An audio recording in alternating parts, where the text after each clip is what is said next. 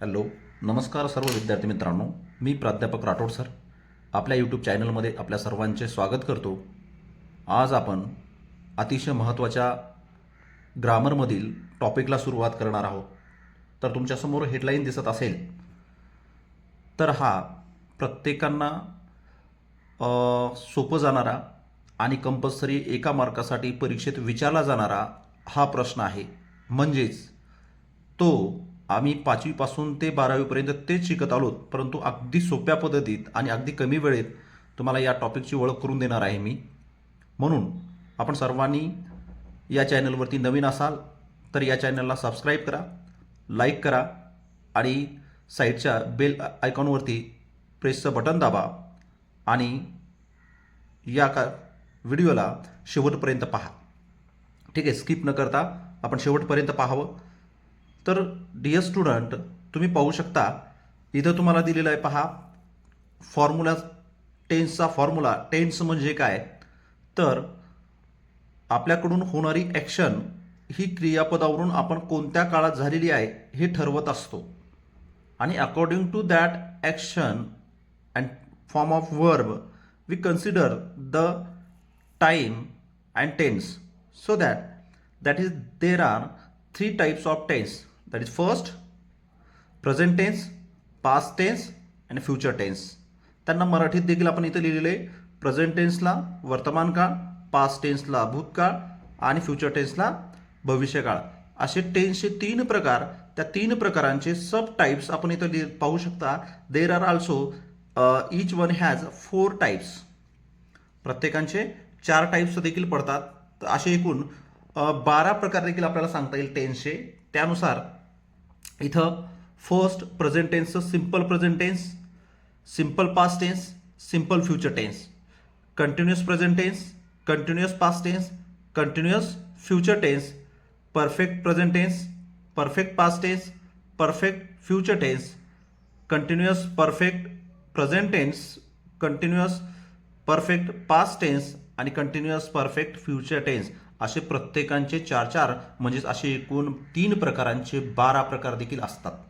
त्यांचे प्रत्येकांचे मी फॉर्म्युले इथे दिलेले तुम्ही पाहू शकतात. पहा, त्या फॉर्म्युल्यांचं स्ट्रक्चर सर्वांनी मात्र समजा स्क्रीनशॉट काढून घ्या, जेणेकरून याच्यावरती आपल्याला प्रश्न विचारल्यानंतर त्याच्यावरती आन्सर आपल्याला सोडवता येतील.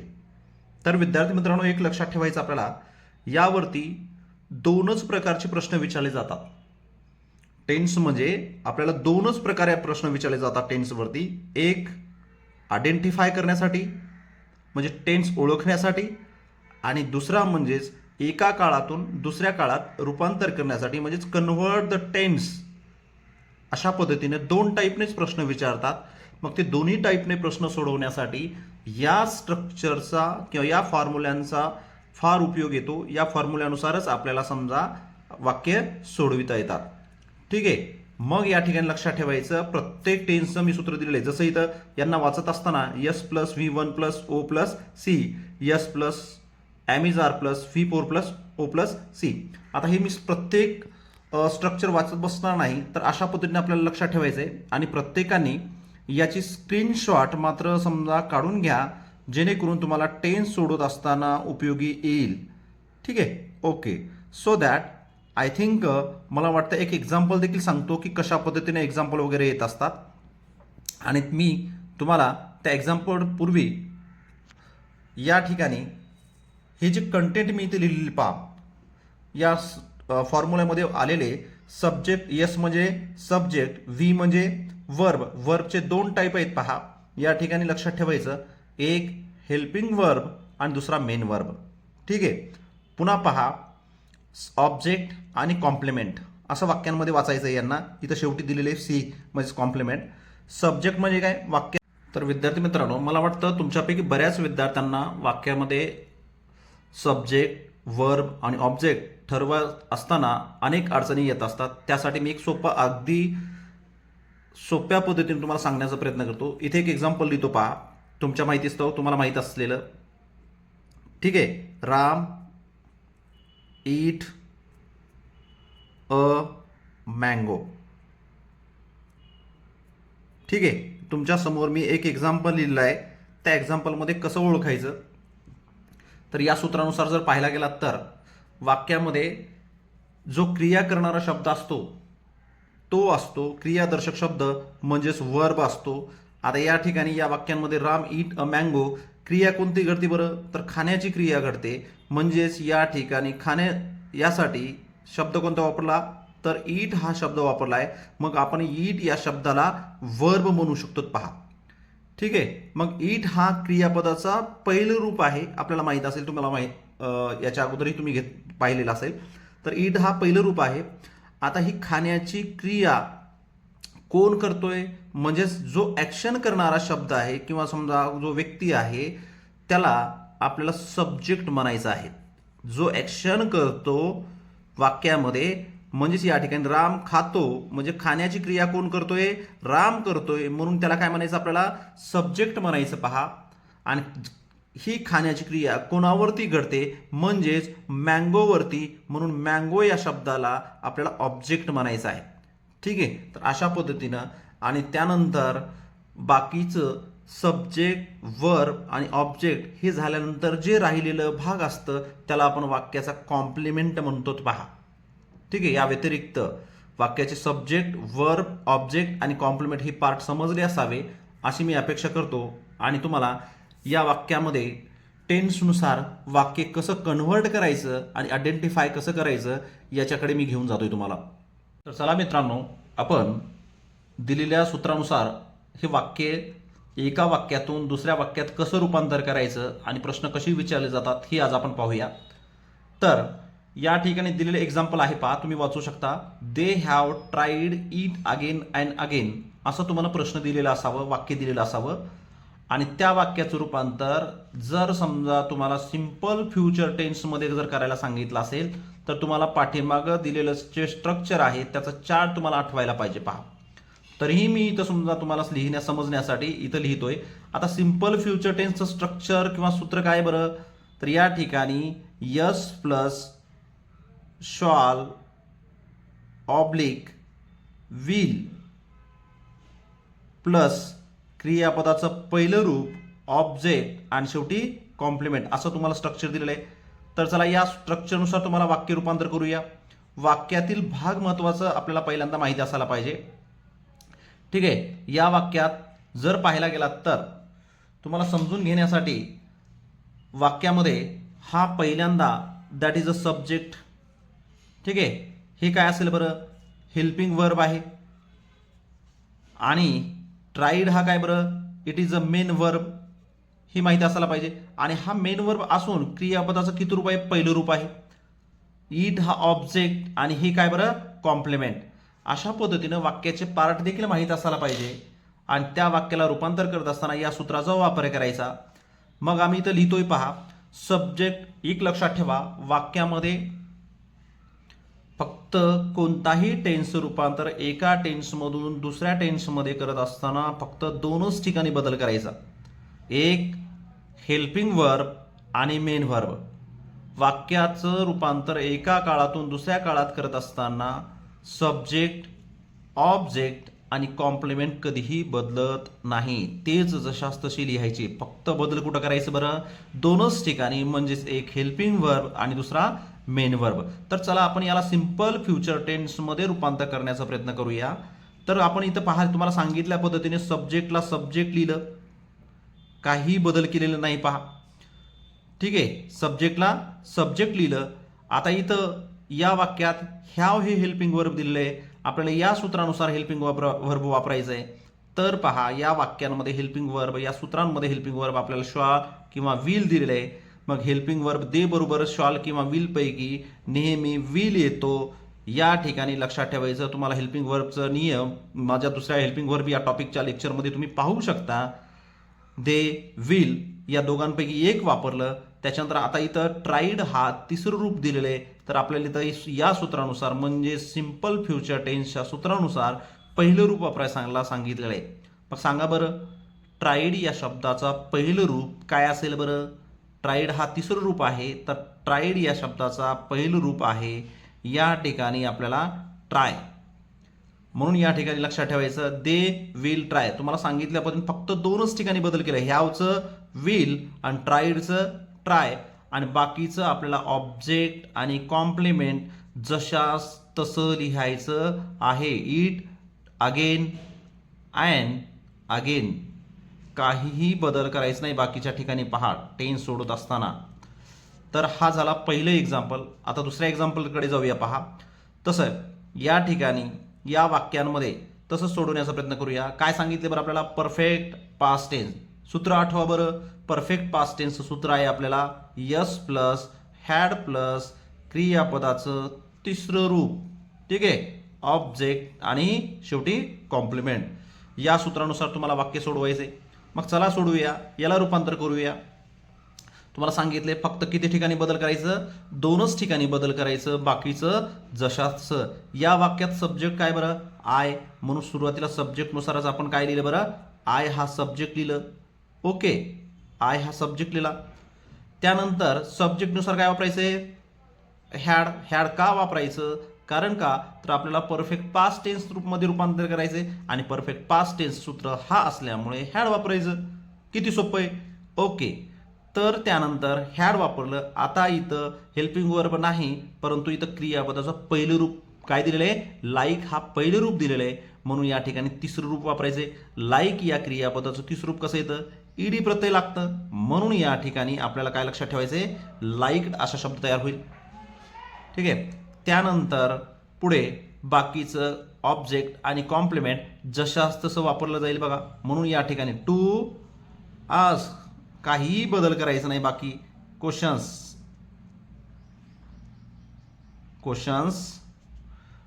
To my teacher. या पद्धतीनं काहीही बदल न करता आम्ही जशास तसं लिहिलं. ओके, हा झाला सेकंड सेंटेन्सेस. आता तिसरं वाक्य पहा. तिसऱ्या वाक्यांमध्ये देखील असंच दिलेलं आहे. वाक्यांमध्ये सब्जेक्ट कोणतं बरं? तुम्ही ठरवू शकतात. या वाक्यात सब्जेक्ट जर पाहायला गेला तर अ किंग हा सब्जेक्ट झाला. वॉज हे हेल्पिंग वर्ब झालं. ठीक आहे. एमर्जिंग ही काय झालं बरं? Main verb. आता इथं पहा हा मेन वर्ब कितवा आहे? ING प्रत्यय लागलंय म्हणजे कितवं रूप बरं? चौथं रूप झाला. आता T party that is object. ठीक आहे. आणि शेवटी काय बरं? कॉम्प्लिमेंट. आता तुम्हाला कशात रूपांतर करायचे? सिंपल पास्टमध्ये रूपांतर करायचे. सिंपल पास्ट टेन्सचं सूत्र आठवा. तुम्हाला काय सिंपल पास्ट टेन्सचं सूत्र आहे पहा. या ठिकाणी ॲक्च्युली जर पाहायला गेलात तर यस प्लस V2 प्लस म्हणजेच क्रियापदाचं दुसरं रूप प्लस ऑब्जेक्ट प्लस कॉम्प्लिमेंट. यानुसार तुम्हाला वाक्य सोडवायचे. तर पहा आता रूपांतर करूया आपण. समजा सब्जेक्टला सब्जेक्ट लिहिलं. काय लिहिलं बरं? A king. कारण तुम्हाला सांगितलंय फक्त बदल किती ठिकाणी लक्षात ठेवायचे? 2च ठिकाणी. कुठे? एक हेल्पिंग वर्ब, दुसरा मेन वर्ब. सब्जेक्टला सब्जेक्ट, सब्जेक्ट बदलत नाही, ऑब्जेक्ट बदलत नाही आणि कॉम्प्लिमेंट देखील बदलत नाही. म्हणून फक्त टेन्सचं रूपांतर करत असताना हेल्पिंग वर्ब आणि मेन वर्ब या 2च गोष्टीमध्ये बदल करायचा. म्हणून या ठिकाणी सब्जेक्टला सब्जेक्ट लिहिलं. इथला हेल्पिंग वर्ब काढून टाकला आपण. पहा का तर या सूत्रानुसार वाक्य सोडवायचं आहे आपल्याला. म्हणून या सूत्रात हेल्पिंग वर्ब नाही, म्हणून वापरायची गरज नाही. त्यानंतर सब्जेक्ट झालं. त्याच्यानंतर काय करायचं बरं? क्रियापदात दुसरं रूप करायचा. मग इथं क्रियापदाचं आपल्याला मेन वर्बचं चौथं रूप दिलेलं आहे. ING प्रत्यय लागलेलं. मग चौथ्या रूपापासून दुसरं रूप तयार करण्यासाठी अरेंजिंगचं दुसरं रूप म्हणजेच ईडी प्रत्यय लागतो. या ठिकाणी अरेंजिंगचं दुसरं रूप होईल पहा अरेंज्ड. ठीक आहे. माहिती असायला पाहिजे क्रियापदाची रूप अरेंज्ड. पुन्हा ऑब्जेक्ट आणि कॉम्प्लिमेंट हे जशा तसं लिहायचं आहे. म्हणून पहा या ठिकाणी आपण लिहिलं T party at night. Okay, I think हा देखील टेन्सचा एक्झाम्पल तुम्हाला समजलेला असावं. पुढचा आपण काळ सोडूया. पहा पुढे एक्झाम्पल दिलेले. या वाक्यामध्ये तुम्हाला परत सांगतोय हा वाक्याचे पार्ट माहीत असणं गरजेचं आहे. तर या ठिकाणी लक्षात ठेवा हे सब्जेक्ट झाला, हे हेल्पिंग वर्ब झालं वाक्यातला. शॉल हा हेल्पिंग वर्ब, चेंज हा मेन वर्ब आहे. किती रूप आहे बरं? क्रियापदाचं पहिलं रूप आहे, मूळ रूप आहे. त्यानंतर दिस सिच्युएशन हे ऑब्जेक्ट झाला आणि फॉर पॅरेंट्स हे कॉम्प्लिमेंट झालं पहा वाक्यांमध्ये. जर तुम्हाला वाक्याचे पार्ट माहीत असतील तर वाक्य सोडवायला सोपं जाईल. मला वाटतं लिहिलेलं दिसत असावं. आता आपल्याला रूपांतर कशात करायचं बरं, तुम्ही पाहू शकता. Continuous present tense. आता कंटिन्युअस प्रेझेंट टेन्सचं सूत्र तुम्हाला माहिती असायला पाहिजे. कंटिन्युअस प्रेझेंट टेन्स सूत्र मी इथं लिहितोय पहा. S plus am is are plus इथं इज हेच राहिलं पहा. Okay, is am is are plus क्रियापदाचं चौथं रूप प्लस ऑब्जेक्ट प्लस कॉम्प्लिमेंट. अशा पद्धतीने आपल्याला या सूत्रानुसार वाक्य सोडवायचं आहे. तर कंटिन्युअस प्रेझेंट टेन्स सोडवत असताना देखील तसंच वापर करायचं. बदल किती ठिकाणी, दोनच ठिकाणी. कोणकोणत्या ठिकाणी, helping verb, main verb, subject, object आणि कॉम्प्लिमेंट हे 3 शब्द आपल्याला जशास तसे लिहायचे आणि फक्त बदल आपल्याला हेल्पिंग व्हर्बमध्ये आणि मेन व्हर्बमध्ये करायचे. म्हणून या वाक्याचं रूपांतर करत असताना देखील इथं सूत्रानुसार पहा. S plus am is are plus क्रियापदाचं चौथं रूप ऑब्जेक्ट आणि कॉम्प्लिमेंट. आता सब्जेक्टला सब्जेक्ट वापरू. काय लिहूया बरं सब्जेक्ट, वी हा सब्जेक्ट लिहिला आम्ही. त्यानंतर या तिघांपैकी एक वापरायचे, एम इज आर पैकी एक वापरायचे. कारण इथं हेल्पिंग वर्ब दिलेलं आहे, ते हेल्पिंग वर्ब आपल्याला बदलायचं आहे, काढून टाकायचं आहे हेल्पिंग वर्ब. त्यानंतर आपल्याला दिलेल्या काळाच्या सूत्रानुसारच वाक्य वापरायचे. म्हणून पहा या ठिकाणी शॉल निघून गेला आणि या तिघांपैकी एक वापरायचे. तीन म्हणजे कोण, एम इज आर. ठीक आहे. वी बरोबर, वी हा अनेक वचनी असल्यामुळे आर वापरायचा, आय सोबत एम वापरायचं आणि एक वचनी सोबत इज वापरायचं. किती सोपं आहे. तर या ठिकाणी या तिघांपैकी एक वापरलं. आता काय करायचं बरं, क्रियापदाचं चौथं रूप वापरायचे. इथं दिलेलं पहिलं रूप आहे. क्रियापदाच्या पहिल्या रूपापासून चौथं रूप जर तयार करायचं असेल तर आय एन जी प्रत्यय जोडा. म्हणून या ठिकाणी चेंज या शब्दाला काय लिहिलं आपण बरं, आय एन जी प्रत्यय जोडलं, चेंजिंग असा शब्द केला. ठीक आहे. आता इथं क्रियापद बदललं. पुन्हा काय करायचं बरं, ऑब्जेक्ट लिहायचं आणि कॉम्प्लिमेंट लिहायचं. मग आपल्याला लक्षात ठेवा, ऑब्जेक्ट आणि कॉम्प्लिमेंट बदलणार आहेत का, नाही बदलणार. म्हणून ते जशातच लिहायचं. म्हणून काय लिहिलं बरं आम्ही, दिस